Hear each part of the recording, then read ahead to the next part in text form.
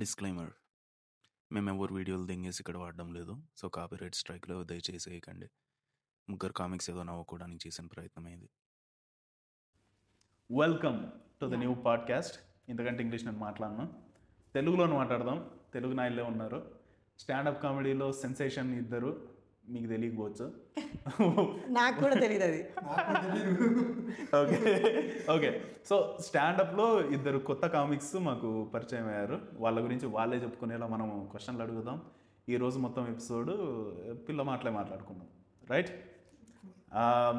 ఆ మూల కూర్చున్నాడు సన్మూన్. తన గురించి తను చెప్పుకుంటాడు. సన్మూన్ అనే పేరు ఎట్టొచ్చిందో కూడా చెప్పుకుంటాడు. చెప్పరా. ఫస్ట్ ఆఫ్ ఆల్ పైకి పట్టు, పైకి ఐఎమ్ పట్టు. Happy to collaborate with Suhail. ఎంతకన్నా ఇంగ్లీష్ మాట్లాడకూడదు. యాక్చువల్లీ సన్మూన్ ఎట్లా వచ్చిందంటే, నా పేరు రవిచంద్ర. రవి సన్ చంద్ర మూన్ కింద మార్చుకొని సన్మూన్ కింద మార్చుకున్నా. అదే స్టేజ్ నేమ్.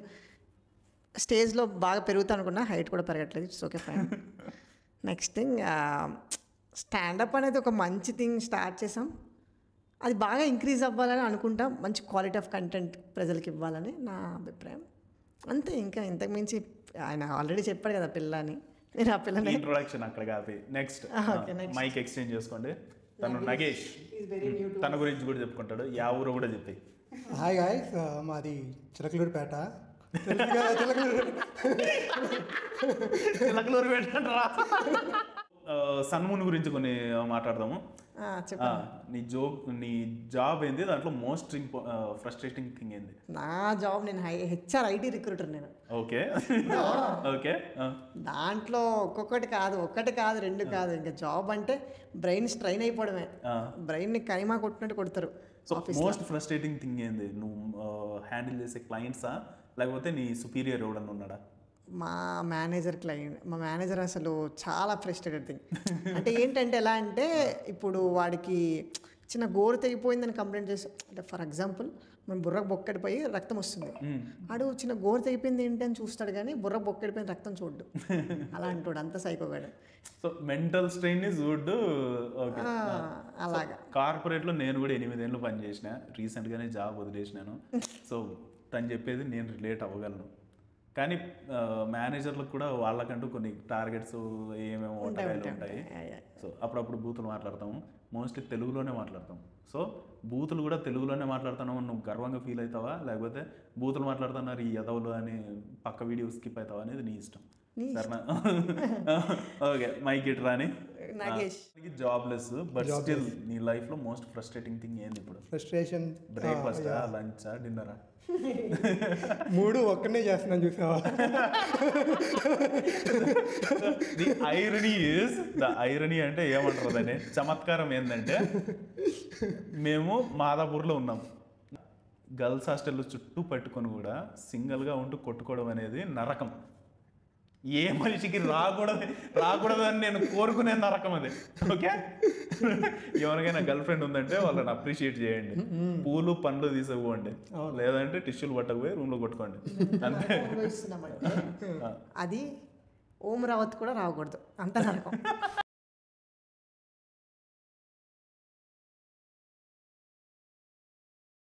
ఓం రావుతని ఎందుకు అట్ట పట్టుకున్నారు? వాడేదో సినిమా ట్రై చేసినాడు, సొంతంగా డబ్బులు దెంగేసినాడు. ఐ థింక్ వాందే అనుకుంటా కదా యానిమేషన్ స్టూడియో అది.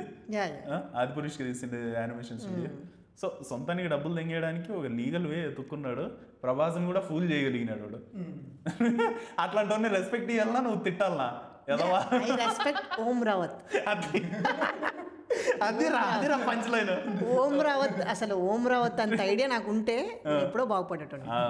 ప్రభాస్ అంటే పాన్ ఇండియా హీరోని కన్విన్స్ చేసి అలాంటి సినిమా చేశాడంటే గ్రేట్ థింగ్. అసలు ప్రభాస్ ని కన్విన్స్ చేయగలిగాడంటే ఇట్స్ గ్రేట్ థింగ్. నేను మహేష్ బాబుని కలుద్దాం అనుకుంటున్నా నెక్స్ట్ వీక్.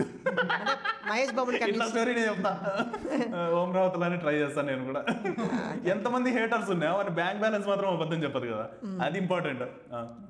కానీ ఘట్టంనేని వేరు, రాజులు వేరు. రాజులు ఈజీగా నమ్ముతారు, కానీ ఘట్టంనేని ఏందరా? మహేష్ బాబు. ఓకే ఓకే, ఆయన కులం గురించి మాట్లాడుతున్నావా? ఘట్టమనేని అంటే ఏంది? ఇంటి పేరు. ఓకే, వాళ్ళ ఆయన ఎప్పటి నుంచో సినిమాల్లో ఉన్నాడు రా. మహేష్ బాబు వాళ్ళ ఆయన కృష్ణ గారు సో అంతో ఎంతో నేర్పించుంటాడు టీనేజ్ నుంచి సినిమా సెట్లో చూసింటాడు. అందుకనే కరుణామయుడు హెయిర్ స్టైల్ తీసాడు ఇప్పుడు. అయితే కానీ ప్రభాస్ కొంచెం ఐ థింక్ ఏమంటారు సున్నిత మనస్కుడు, కొంచెం చైల్డిష్, చాలా చైల్డ్. ఆయన గురించి నాకు తెలిసిండేవి రెండు విషయాలు.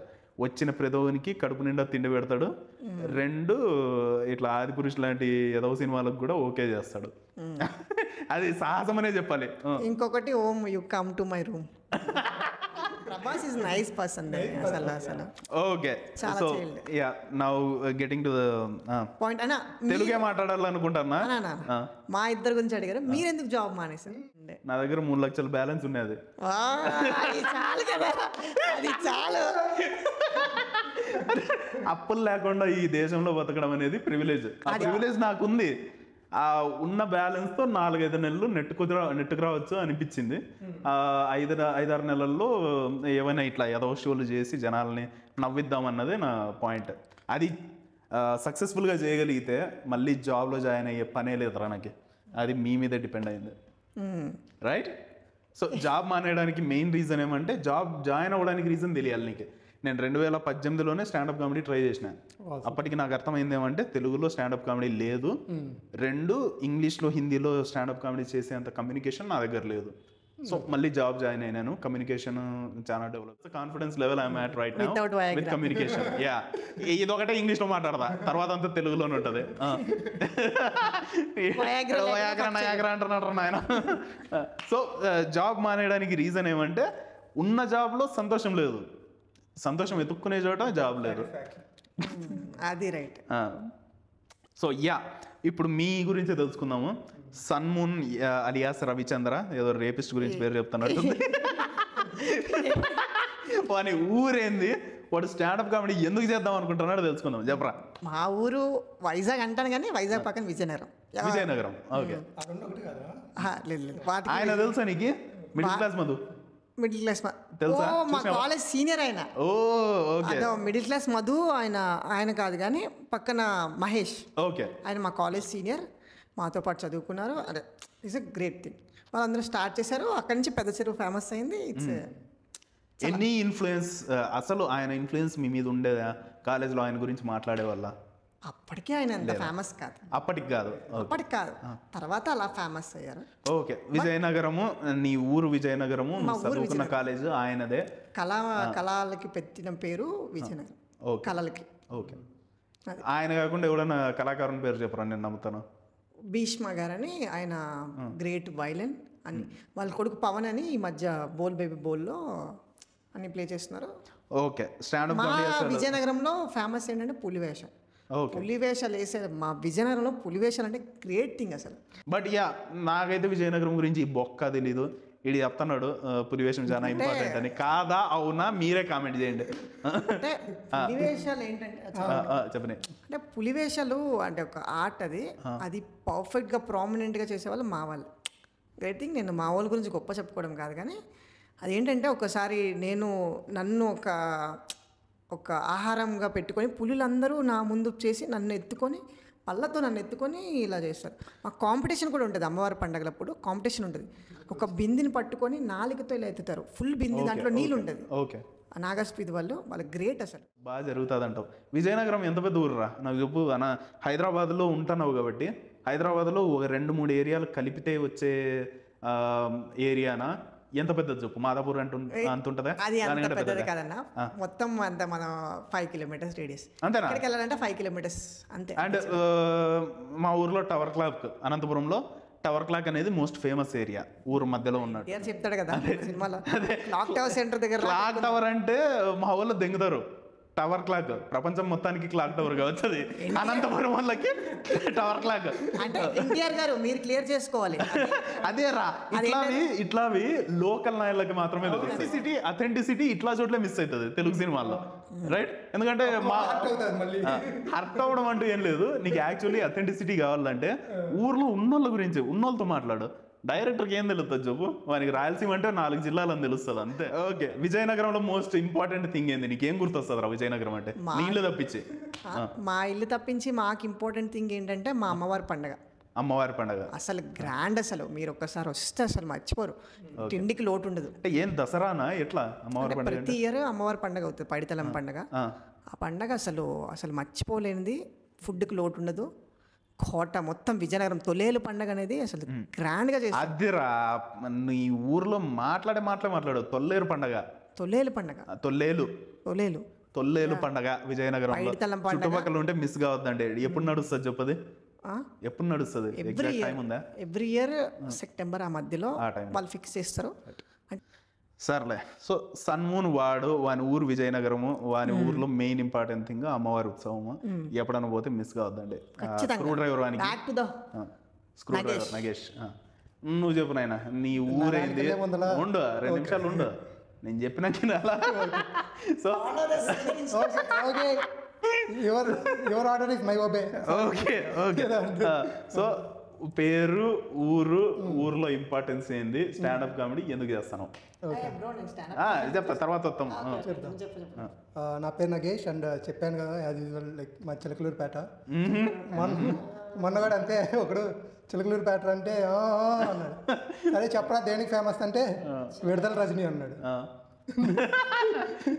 ఆవిడ ఫేమసా? ఎమ్మెల్యే అప్పుడు ఫేమస్, ఇప్పుడు 2 లేవు. సో చిలకలూరిపేట అంటే నాకు గుర్తొచ్చే ఒకే ఒక విషయం prostitution, right? That's rampant over there. అంటే చాలా విరివిగా అందుబాటులో ఉంటారు అని. ఓకే. సో ఇప్పుడు నువ్వు చెప్తున్నావు that's a thing of past అంటున్నావు, అది ఎప్పుడు ముందు నడిచేదని. ఇప్పుడు ఆపేసినారా? ఎందుకు ఆపేసినారు? ఫ్యామిలీస్ ఎక్కువ ఫామ్ అయినాయా? చెప్పు. ఇది చాలా డీప్ క్వశ్చన్. మనం ఓకే, అంత డీప్ కూడా నేను పోలేదు, ఇంకా నేను ఎప్పుడు పోలేదు చిలకలూరిపేటకి. చెప్పు. ఇంత ఎలివేషన్ ఇచ్చిన తర్వాత ఏదో చెప్దాం అనుకుంటున్నా కానీ నాకు అంత ఐడియా లేదు. కానీ చిలకలూరుపేట అంటే దాని దగ్గరలో కోటప్పకొండ అని ఉంటుంది. ఫుల్ తిరణాలు ఉంటాయి, అంటే రికార్డ్ ప్రభలు కడతారు అనమాట. ప్రభ అంటే ఏమన్నా దీపం అట్లా తలకాయ మీద పెట్టుకునే? తలపైన కాదు, ఇట్స్ లైక్ 40 feet ఉండిద్ది. 40 feet made of wood and papers. దాన్ని ఎట్లా ఎత్తుకొని పోతారా? లేదు లైక్ ట్రాక్టర్స్. ఓకే, పెద్దది. అండ్ వెనకాల తర్వాత అక్కడ ఆ నైట్ మొత్తం అదేంటి ఉండేది కదా బ్రో, మహాశివరాత్రి రోజు నైట్ మొత్తం జాగారం చేస్తారు. ఇవన్నీ ఎవరికి బట్టలు చూసినా వాళ్ళకి పట్టే క్వశ్చన్ అడుగుతాను. పట్టే క్వశ్చన్ ఏంటంటే శివరాత్రిలో అమ్మాయిలు బీభత్సమైన డ్యాన్స్ చేస్తారు. మీరు కానీ అది మిస్ అయితే మీరు ఏదో అనుకుంటారు కానీ పబ్బులు అయ్యని, అక్కడికి వెళ్ళి ఆ వైపు వాళ్ళ డ్యాన్స్ అంటే రికార్డింగ్ డాన్స్లు అంటావు, దానిలో కంటే ఎక్కువ అంటావు. రికార్డింగ్ డాన్స్ అంటారు, అంటే ఆర్కెస్ట్రా అవన్నీ ఉంటాయి. పట్టే క్వశ్చన్ ఏంటంటే మీ చిలకలూరుపేటలో ఇంకా చిలకలు ఉన్నాయా? అది చూడు, దానికి నువ్వు ఆన్సర్. ప్రయారిటీస్ రైట్ ఉన్నాయి మా ఊరి దగ్గర. ఉన్నాయా? ఆ చిలకలు కొనసాగిస్తున్నాయా? చిలకల గూటిలో తీసుకుంటాయా పేమెంట్? చిలక గూటిలో వెళ్ళడానికి పేమెంట్ ఎంత? అది పురాతన ఆచారమా లేకపోతే ఇప్పుడు కొనసాగుతున్న ఆచారమా? అది చెప్పు, అది వాళ్ళు పడుతుంది. అంటే టు బి ఫ్రాంక్ చెప్పాలంటే కొన్ని చిలకలు ఎగిరిపోయినాయి, కేపీహెచ్బీలో వాళ్ళట్టు ఉన్నాయి. ఇంకా కొన్ని చిలకలు ఉన్నాయా? దాని రేట్ ఎంత? రేట్లు అవన్నీ పర్సనల్గా వెళ్తేనే. లేదు బ్రో, నేను మామూలుగా మొన్న మాదో ఫ్రెండ్ ఒకడు ఉంటే తిరుగుతున్నాం బండి పైన. రే ఏంట్రా చిలకలూరుపేట అంటే ఓ తెగ హైపిస్తారు, ప్రాస్టిట్యూషన్ అదేంది, నాకేం కనపడరు ఏంద్రా అంటే, ముందర నువ్వు బయటికి రావాలి కదరా, వాళ్ళు బయటే ఉంటారు ఎప్పుడు అన్నాడు. అంటే మనకే లోక జ్ఞానం లేకపోతే బయట తిరగకపోతే ఇంతే జరిగింది బ్రో. బయట తిరగాలి, సమాజం తెలుసుకోండి. ఎంత మిస్ అయిపోయి ఉంటాను నేను. జూనియర్ అనుకున్న క్లాసులు దిగుతున్నాడు, పర్లేను కానీ ఇంకా అట్లా బయటకు వచ్చేసాను. అంటే ఒక చిలక నేను టేస్ట్ చేసావా? మీ ఊర్లో చిలకలే అవసరం లే, కేబిహెచ్బి అయినా ఓకే చెప్పు. అదే పడుతుంది జనాలు. చెప్పాను కదా బ్రో, నేను మార్నింగ్ టిఫిన్, మధ్యాహ్నం లంచ్, సాయంత్రం డిన్నర్ అన్నీ చేసాం. అన్నీ ఒంటరిగా చేయాల్సి వస్తుంది. ఓకే, ఎప్పుడైనా కలిసి చేసే అవకాశం ఉంటే మంచి. కామెంట్స్ లో ఎవరైనా అమ్మాయిలు ఉంటే పెట్టమంటావు? ఈ మధ్య మనం చూసుకుంటే అంటే గోదావరి అమ్మాయిలు అక్కడ ఊర్లోకి వెళ్ళాక సాంప్రదాయిని పూసని, ఇక్కడికి వచ్చాక ఇంకా ఆటో పారా సేమ్ అలానే తయారవుతున్నారు. విజ్ఞానంతో ఆలోచించండి పేరెంట్స్, ఇక్కడికి వచ్చాక ఏం చేస్తున్నారో అమ్మాయిలు మీరు ఆలోచించండి. పేరెంట్స్ అసలు అమ్మో పునుగులు తినడానికి పోయినప్పుడు కూడా మాకు కథలు కనబడతాయి వాళ్ళవి, రైట్? సో ఇప్పటి వరకు గుడ్డిగా బతికేసినారంటే ఇకపైన కూడా గుడ్డిగా బతికడానికి రెడీ అయిపోండి. కళ్ళు అది మీ ఆరోగ్యానికే మంచిది. ఆరోగ్యానికి exactly. So coming next to the point, standup ఎందుకు చూస్ చేసుకున్నావురా నువ్వు?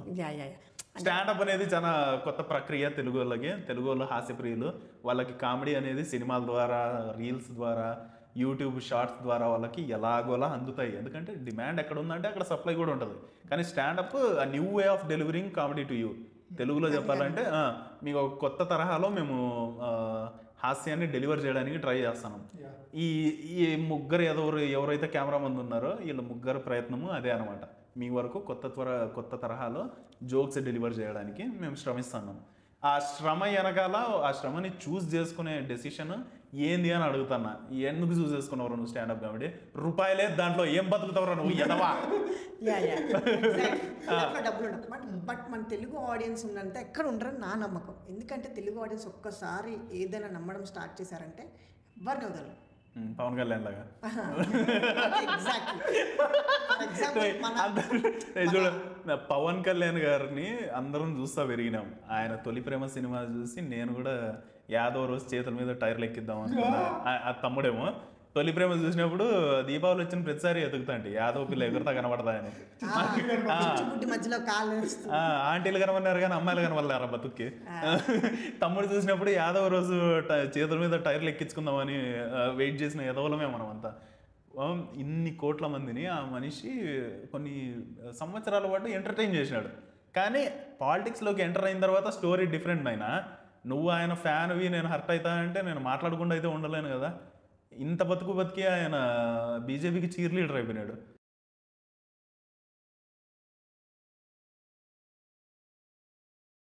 So coming back to you, ఎందుకు చూస్ చేసుకున్నావు? అంటే మన తెలుగు ఆడియన్స్ ఏంటంటే ఎక్కడ ఉండరన్న. నాకు తెలిసి Telugu audience is the best audience. అంటే వాళ్ళు ఒకసారి నమ్మితే ఇంకోసారి వదలరంటావా? ఒకసారి నమ్మితే వాళ్ళకి నమ్మడమే లేటు. ఇప్పుడు ఏంటంటే తెలుగు ఆడియన్స్లో ఏం ట్రెండ్ అవుతుందంటే మా హీరోని అన్నావు, మా క్యాస్ట్ అన్నావు, అదొక్కటి పోతే తెలుగు ఆడియన్స్ ఎవరినైనా చూడు. ఒక సినిమాలో ఒక డైలాగ్ ఉంటుంది, మాకు నచ్చితే ఏ జెండా నేను ఎగరేస్తాం అనేది. వాళ్ళకి నచ్చితే ఏదైనా చేస్తారు. Telugu audience is the best audience నన్ను అడిగితే. ఇప్పుడు హిందీలో అని అడుగుతారు. మన తెలుగు ఆడియన్స్లో ఒక్కసారి క్లిక్ అయిందంటే మన హిందీ కామిక్స్ కన్నా పాపులర్ అయిపోతాం. చాలా పాపులర్ అయిపోతాం. నేను ఎందుకు స్టాండప్ని చూస్ చేసుకున్నానంటే అంటే నవ్వించడం అనేది గ్రేట్ థింగ్. నేను ఫ్రెండ్స్ మధ్యలో నవ్వించడం అనేది అది ఒక నార్మల్ విషయం కాదు. అది నార్మల్ అదొక థెరపీ లాంటిది. నేను చెప్పింది రైట్. అంటే నేను ఫ్రెండ్స్ మధ్యలో నవ్విస్తుంటాను. నాకు స్టేజ్ పైన మాట్లాడి ఫస్ట్ థింగ్ మా పేరెంట్స్ని ప్రౌడ్ చేసి, వాళ్ళకి తెలీదు ఫస్ట్ థింగ్ ఆబ్వియస్లీ జాబ్ వదిలేసి ఇట్లా పనులు చేస్తున్నావు అంటే చెప్తా కొడతారు. నువ్వు ఇంకా చెప్తా అన్నావు, వాళ్ళకి దేంతో కొడతారో ఊహలకే వదిలేస్తాను. అది నవ్వించడం అనేది గ్రేట్ థింగ్. అది ఎవరికి రాంది. మనం ఒక జోక్, అది స్టాండప్ కామెడీలో ఏంటంటే ప్లస్ థింగ్, మనమే డైరెక్టర్, మనమే రైటర్, మనమే ప్రొడ్యూసర్, అంతా మనమే. నువ్వు కూడా యాక్టర్, మనమే యాక్టర్. అదంతా మనం చేసుకున్న ప్రాసెస్ నాకు నచ్చింది. ఫస్ట్ థింగ్ నేను స్టాండప్ స్టార్ట్ చేసింది గ్రేట్ గోస్ట్ నవీన్ పోలిశెట్టి అనుకోవాలి. ఆ సినిమా చూసినాక జాయిన్ అయినా అంటాను. ఆ సినిమా నవీన్ పోలిశెట్టి అండ్ నాకు ఇద్దరు నచ్చారు. ఒక నవీన్ పోలిశెట్టి, ఇంకోటి చాహల్. నాలా ఉంటాడని కాదు, ఎందుకంటే ఆన్ క్రికెట్ ఫీల్డ్లో నవ్విస్తాడు, బయట కూడా నవ్విస్తాడు. ఫన్నీగా, చాలా ఫన్నీగా. వాళ్ళిద్దరు నా ఇన్స్పిరేషన్. అలా స్టార్ట్ చేశాను. It's going on. ఎంతవరకు నమ్ముతారో ఎంత తెలుగు ఆడియన్స్ అయితే గ్రేట్ థింగ్. అది ఫైనల్. తెలుగు వాళ్ళు 10 కోట్ల మంది ఉన్నారా? 10 కోట్ల మందికి ఉన్నట్టుండి పరిచయమైన art form standup comedy. So ఇప్పుడు కాకపోయినా నెక్స్ట్ సంవత్సరం 2 సంవత్సరాల్లో స్టాండప్ కామెడీ ఎప్పుడైతే వాళ్ళకి అందరికీ అలవాటు అవుతుందో ఆ రోజు నువ్వు ముందున్న గ్రూప్లో ఉన్నావురా అంటే యూ హ్యావ్ చాలా ఆపర్చునిటీస్ నీకు ఉన్నాయి, రైట్? ఇప్పుడు పూరి జగన్నాథ్ మళ్ళీ ఆ బోకా సీన్లు తీయడు కదా, డబుల్ స్మార్ట్లో తీసినట్టు. ఆయనకు కూడా కొన్ని తన సినిమాల్లో కామెడీ కొంచెం రియల్గా ఇంట్రడ్యూస్ చేయాలనిపిస్తుంది. అట్లాదప్పుడు కామిక్స్గా మనం ముందున్నామంటే మనల్ని ఆయన అప్రోచ్ అవుతాడు అన్న ఆశ నాది. రామ్ గోపాల్ వర్మ పూరి జగన్నాథ్ ఇలాంటి ఎదవలు వాళ్ళే ఎదవలు, వాళ్ళ సినిమాల్లో హీరోలు ఇంకా ఎదవల్లా చూపిస్తారు. కానీ కొంచెం రియలైజేషన్ వాళ్ళకి రావాలి. ఇంకెన్నాళ్ళు ఇస్తారా ఎదవ సినిమాలు? రామ్ గోపాల్ వర్మ నుంచి ఎవడు ఆశించని కూడా ఆశించట్లేదు హిట్ సినిమా. ఎందుకంటే ఆ మనిషి ముందే తిక్కపుకోడు, తిక్క సినిమాలే తీస్తాడు. పూరి జగన్నాథ్ కూడా అట్టే తయారైనాడు. మరి నీ అమ్మ నీ స్టేటస్ ఏంది? నువ్వు ఎంతమంది హీరోలకి ఎంత మంచి బ్రేక్లు ఇచ్చినావు? ఏమైనా మంచి కామెడీ తీద్దాంరా అని ఆ మనిషికి ఆ రోజు నెత్తికి వస్తుందో ఆ రోజు మంచి సినిమా తీయగలడు. లేదంటే ఏదో చార్మీని ఇంకో 2-3 ప్రొడ్యూసర్లు పట్టుకొని మునుగుతాడు అంతే. ఇప్పుడు టాప్ పొజిషన్లో ఉన్న హీరోస్ అందరూ పూరి జగన్నాథ్ కింద పనిచేసిన వాళ్ళే. ఒకప్పుడు పనిచేయడం వేరేరా. ఇప్పుడు మహేష్ బాబు ఆయనకు డేట్స్ ఇస్తాడా? ఇవ్వడు. ఎందుకు ఇవ్వడంటే ఆయన he has lost his wheels. Reality అనేది ఆయన కాళ్ళ కింద నుంచి ఇట్లా జారిపోతున్నా కానీ ఆ మనిషి పట్టించుకోలేకపోయినాడు. నాకేమనిపిస్తుంది అంటే ఆయన అక్కడితో అయిపోయింది అనిపిస్తుంది. ఇప్పుడు సచిన్ టెండూల్కర్ ఆడలేడు కదా. అయిపోయింది అని నేను అనంటరా. చూడు, సింపుల్ థింగ్ ఈజ్ డైరెక్టరు 10-15 డిపార్ట్మెంట్లని కలిపి నడిపించేవాడు. ఆ డిపార్ట్మెంట్లో ఇప్పుడు పూరి జగన్నాథ్ టేకింగ్లో మిస్ అవుతాండేవి ఏంటివి? స్టోరీ ఏ డైరెక్టర్ తీసిన స్టోరీనే తీస్తున్నాడు. It's nothing new, it's nothing old, right? ఆయన సిగ్నేచర్ మూవ్స్ ఏవో మిస్ అవుతున్నాయి? కామెడీ. ఆయన సిగ్నేచర్ మూవ్ అంటే ఆయన సినిమాల్లో అలీ కామెడీకి సపరేట్ ఒక ఫ్యాన్ బేస్ ఉంది, రైట్? అది మిస్ అవుతుంది. మిస్సింగ్ ఫీచర్ని తెద్దామని ఏదో డబుల్ స్మార్ట్లో ట్రై చేసినాడు. అది బోకా అంట, పేరులోనే బొక్క ఉంది. ఎవడేం చేయగలరా? Unless you realise sir we can't help you. Next సినిమాకి ఎవడైనా కామెడీ చేయాలనుకుంటే ఈ ఎదవ ఖాళీగా ఉంటాడు జాబ్ మానేసి. ఇలాంటి ఎదవలు ఇంకా 10-15 మంది ఉన్నారు. గుంపుగా చేరి మినిమం 5 నిమిషాలు మీరు చేసిన ఎదవ కామెడీ కంటే బెటర్గా రాయగలం. మీకు నమ్మకం ఉండాలా, ఓపిక ఉండాలా. లేదు నేను ఇట్టేది ఇస్తాను, నేను ఇంతే అనేవాళ్ళు ఇంకో ఇల్లు కూడా అమ్మేసుకోవాల్సి వస్తుంది. మీరు ఒకటే కాదు, మీరు మునిగితే మీతో పాటు టైటిల్ కార్డ్లో ఉన్న ప్రతి ఒగడు మునుగుతాడు. డిస్ట్రిబ్యూటర్స్. అది రియాలిటీ. ఒక్క ఫ్లాప్కే ఎన్ని సంకలు నాకాల్సి వస్తుందంటే మీరు వరుసగా 2-3 ఫ్లాప్లు ఇస్తానంటున్నారు. ఎవడు వర్క్ చేస్తాడు సార్ మీతో? 2 పర్సనల్ అయిపోయినాము. పూరి జగన్నాథ్ గారు మీరు ఇది కనుక చూస్తే మేమేం చేయలేము. నెక్స్ట్ వన్కి సో నగేష్, ఏదైనా జాబ్ చేసినావా? చేసింటే ఎందుకు మానేసినావు? స్టాండప్లోకి ఎందుకు దిగినావు? స్టాండప్లో నీ ఇప్పుడు వరకు ఎక్స్పీరియన్స్ ఏంది? 4 క్వశ్చన్లు ఒకేసారి వదిలినా చెప్పు, ఎంతసేపు చెప్తావు? ముందరైతే విప్రోలో చేశాను, ఫ్రంట్ ఎండ్ డెవలపర్గా రియాక్ట్ అయ్యి చేశాను. ఓకే. యాక్చువల్లీ యూఎస్కి వెళ్ళాలని ప్లాన్ ఉందన్నమాట. ఓకే. లాస్ట్ ఇయర్ అది. అందుకని చెప్పి జాబ్ వదిలేసాను, ఎటు కూడా యూఎస్ వెళ్తామని. చివరికి అటు పోలేదు ఇటు పోలేదు, డిప్రెషన్లోకి పోయాను అనమాట. డిప్రెషన్ డిప్రెషన్ అంటే పర్టికులర్గా అసలు డిప్రెషనే కాదని బయటకు వచ్చిన తర్వాత తెలిసింది. డిప్రెషన్ కాదు, ఇట్స్ ఏ లో ఫేస్ అంతే. ఎలోన్ అని కాదు, ఇట్స్ ఏ వింటర్ ఫేస్ అనేది అంటారు. అంటే సో జస్ట్ అంటే things are not going as planned. పోవాలి అనుకున్న ప్లాన్ ఫెయిల్ అయినందువల్ల నువ్వు కొంచెం లో అయినావు అంతే. అంటే నాకేం ప్లాన్స్ లేవు అనమాట. అది బొక్క అని కొంచెం అక్కడికి వెళ్ళి రీల్స్ చేద్దామని అదే చేస్తున్నారు. అసలు ఈ థాట్ కూడా లేదనమాట. అసలు అంత డబ్బు అంటే అంత లైక్ ఎంప్టీ మైండెడ్ ఉండేవాడు. అందరూ వెళ్తున్నారు నేను వెళ్దాం అన్నట్టు. But life gave me lemons. Okay. అట్లా ఇచ్చింది. అట్లా 1 year అయిపోయింది. తర్వాత ఏం చేసినా కానీ లైక్ ఏది పుట్టట్లేదు అనమాట. ఒకరోజు వెళ్ళి I took my stand and ఈరోజు స్టాండప్ చేద్దాం రా, ఏదైతే అది అయింది. ఏం ఇన్స్పైర్ చేసింది? ఉన్నట్టుండే ఉందన్న వీడియో లేదు, అవుట్ ఆఫ్ నోవేర్. అంటే నా పైన నాకు చిరాకు వచ్చింది. Like I'm tired of being. సరే ఉండు, ఉన్నట్టుండి ఆకాశం నుంచి స్టాండప్ అనే కాన్సెప్ట్ నీ ముందర అయితే పడదు కదా. సో ఎవడైనా వీడియో చూసి ఇది నేను కూడా చేయగలను అనిపించిందా? కొట్టుకుంటున్నప్పుడు ఇంటర్నెట్ పోయిందా? నీ ఇన్స్పిరేషన్ ఏంటి? మీ ఫ్రెండ్స్ మధ్యలో నువ్వు ఫుల్ గా జోకులు వేసి కాన్ఫిడెన్స్ వస్తుంది, నేను ఇలా జోకులు చేయగలను, 10 మందిని నవ్వించగలను. ఒక వీడియో చూసి వానికంటే బెటర్ నేను చేయగలను, అట్లా చెప్పు. ఈడ ఒక్కగానే ఆడక నేను బాగా చేయగలలే, ఆ ఇన్స్పిరేషన్ వచ్చిందా? అంటే లైక్ నేను మరీ ఇంత పర్టికులర్గా స్టాండప్ అన్నట్టు నేను తీసుకోలేదన్నమాట. లైక్ ఏంటంటే I tried many things. Like travel చేశాను, మెడిటేషన్ ఉండిద్ది, విపాసన అనే ఒక చేశాను. బట్ కానీ చేస్తున్నప్పుడు I did it like exploring part. నేను ఐ వాంట్ ఎక్స్ప్లోర్ అంతే. నేను ఇప్పటికీ ఇదే చేస్తాను అట్లా దిగలేదన్నమాట. జస్ట్ ర్యాండమ్గా ఎక్స్ప్లోర్ చేస్తూ ఉన్నాను. నాకు ఆపర్చునిటీస్ ఉన్నాయండి. ఇప్పుడు చాలామంది బిజినెస్ పెడదాం అనుకుంటారు, పెట్టలేరు. బట్ నాకు ఎప్పుడో ఒక చిన్న ఆ చైల్డిష్ థాట్ ఉందన్నమాట, అరే ఇలాగ నేను చేస్తానని. ఎప్పుడో ప్రీవియస్లో ఉంది, బట్ నాకు ఒక నైట్ 2కి మరీ చేదర పుట్టేసింది లైఫ్. ఇన్స్టాగ్రామ్లో వచ్చింది, I signed up. Night sign up అయ్యాను. తర్వాత అప్పుడే మెసేజ్ పెడితే రేపు స్లాట్ ఖాళీ ఉందన్నారు. మా ఫ్రెండ్స్ ఎవరికి చెప్పలేదు, ఎవరికి ఏం చెప్పలేదు అనమాట. నేను వెళ్ళి డైరెక్ట్ మా ఫ్రెండ్ పైన ఎక్స్పెరిమెంట్ చేశాను. పొద్దున్నే వాడి పైన ఎక్స్పెరిమెంట్ చేస్తే వాడు నవ్వాడు. అరే ఈ నవ్వుతాడా దీనికి అనుకున్నా. లైక్ ఫార్మేట్ చేసి అన్ని పెట్టాను, ఫీల్ ఆఫ్. నేను అక్కడికి వెళ్ళిన తర్వాత స్టాండప్ చేసిన తర్వాత లైక్ అందరు నా 40 మెంబర్స్ క్రౌడ్, లైఫ్లో ఫస్ట్ టైం మైక్ పట్టుకున్నా. దే ఎంజాయ్డ్, నేను ఎంజాయ్ చేశా. కొత్త ప్లేస్ నాకు మంచిగా అనిపించింది. అప్పుడు ఇంకా నడుచుకుంటూ వచ్చేసా డైరెక్ట్ రూమ్కి. అండ్ అట్లా చేస్తూ ఉంటే I just love the process అనమాట. చాలా ఇన్స్పైరింగ్ స్టోరీ, కానీ స్టాండప్ రియాలిటీ చాలా ఘోరంగా ఉంటుంది. ఒక్కోసారి రూమ్ మొత్తము పిన్ డ్రాప్ సైలెన్స్ వస్తుంది అనమాట. ఆ సైలెన్స్ ని నువ్వు అధిగమించగలిగితే నీ లైఫ్ లో ఏ ఛాలెంజ్ అయినా నువ్వు దాటగలవు. ఎందుకంటే ఇంకా ఈజీ కాదు.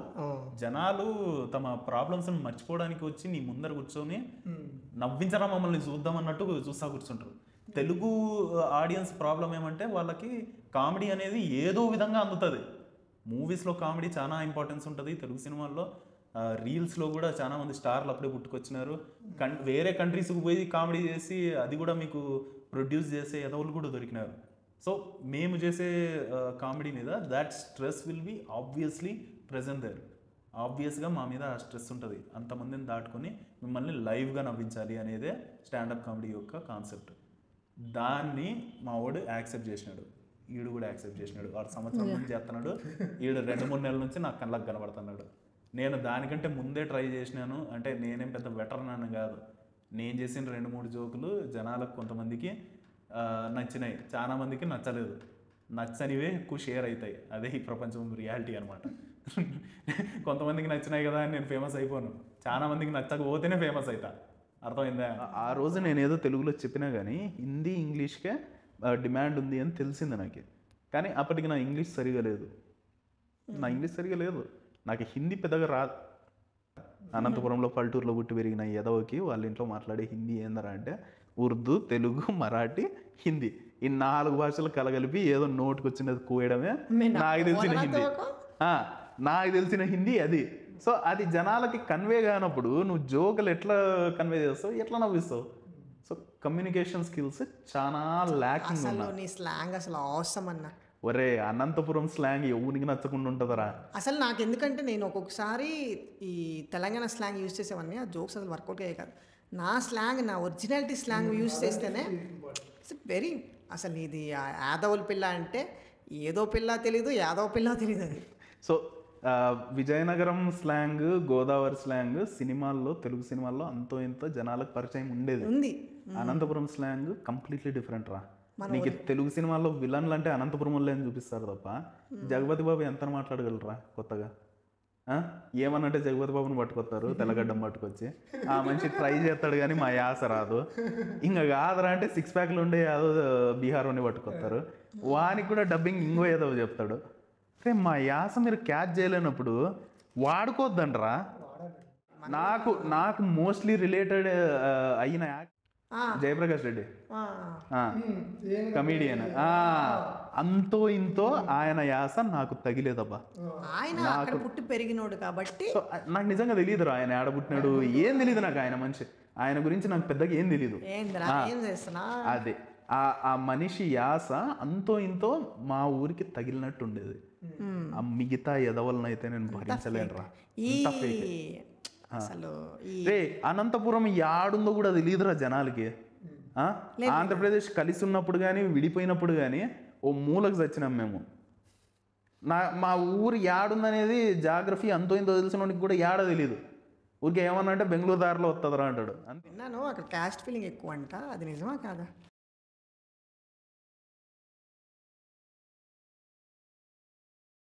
పల్లెటూరులో పుట్టి పెరిగిన, అనంతపురానికి 30 కిలోమీటర్ల దూరంలో, రైట్. 13 ఏళ్ళు 10th మా నాయన అనంతపురానికి టౌన్కి షిఫ్ట్ అయినాడు. నా చదువు కోసం అన్నాడు, కానీ రియల్ ఇష్యూ ఏమంటే మా అత్తోళ్ళు ఇంట్లో లాక్కున్నారు. అది సో అది రియాలిటీ. కానీ ఆ 13 ఏళ్లలో నాకు ఆ రోజు నా రిలీజియన్ని ఎవడు గుర్తు చేయలే. మా నాయన నాకు ఎంత ఫ్రీడమ్ ఇచ్చినాడంటే, రిలీజియస్ ఫ్రీడమ్. పండగలకి 2 రోజులు మాత్రమే మసీదుకి పోయేవాళ్ళం, ఓకే. రంజాన్ బక్రీద్. ఆ 2 రోజులు కూడా నన్ను నమాజ్ చదవమని ఆ రోజు అడగలేము ఆయన చదివేవాడు వచ్చినంతలో. నన్ను ఏ రోజు చదవమని అడిగిందిలే. నా వరకు వచ్చినంత వరకు రంజాన్ బక్రీద్ ఏమరా అంటే కొత్త బట్టలు వస్తాయి, మా నాయన 10 రూపాయలు నోట్ ఇస్తాడు, అంతే. అదే నాకు పండగ అంటే డెఫినేషన్. ఆ రోజు బిర్యానీ వండుతారు మ్యాక్సిమం, అంతే.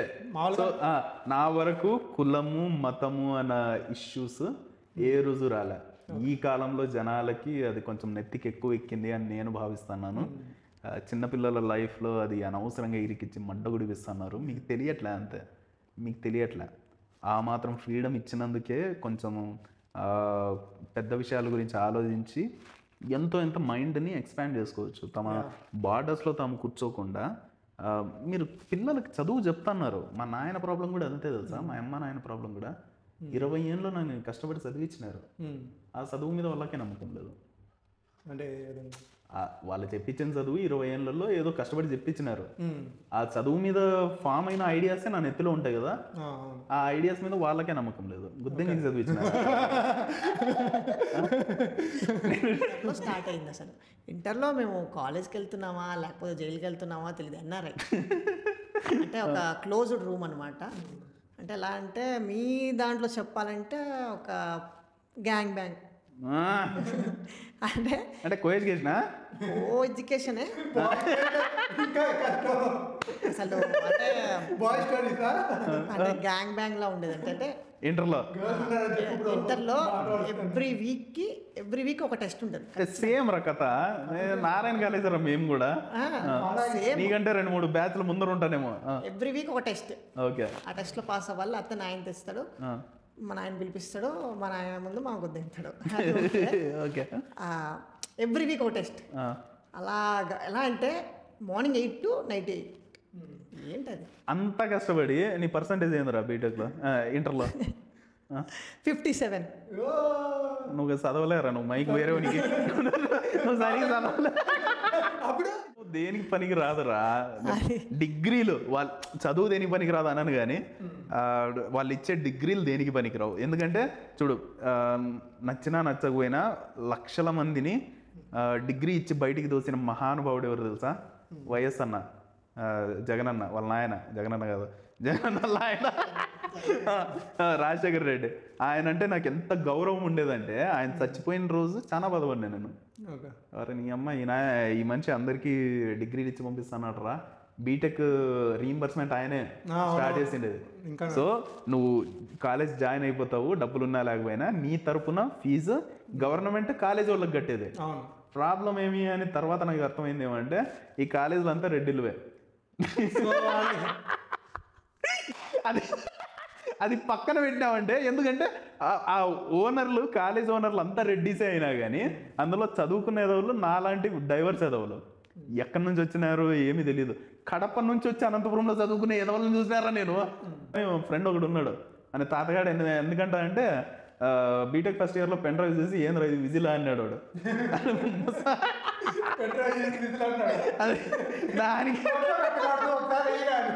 దానికే నేను అని తాత అనేది. సో రాజశేఖర్ రెడ్డి గారు అంటే నాకు అంత గౌరవం ఉంది. ఎందుకంటే ఆయన ఏం ఆలోచించి చేసినాడు, ఎవరికి చేసినాడు, దానివల్ల ఎవరు లాభపడినారు అనేది పక్కన పెడితే, 4 ఏళ్ళ college experience with divorce crowd, అంత వైవిధ్యమైన జనాల్ని నువ్వు కలవడం అనేది అనంతపురంలో కుదరని పని. అంత వివిధమైన బ్యాక్గ్రౌండ్స్ ఉన్న ఎదవల్ని ఒక కాలేజీలోకి నూకి ఆ కాలేజ్లో 4 ఏళ్ళు గడిపేలా చేసిన ఆయన ఘనతని నేను ఏ రోజు తక్కువ చేయను.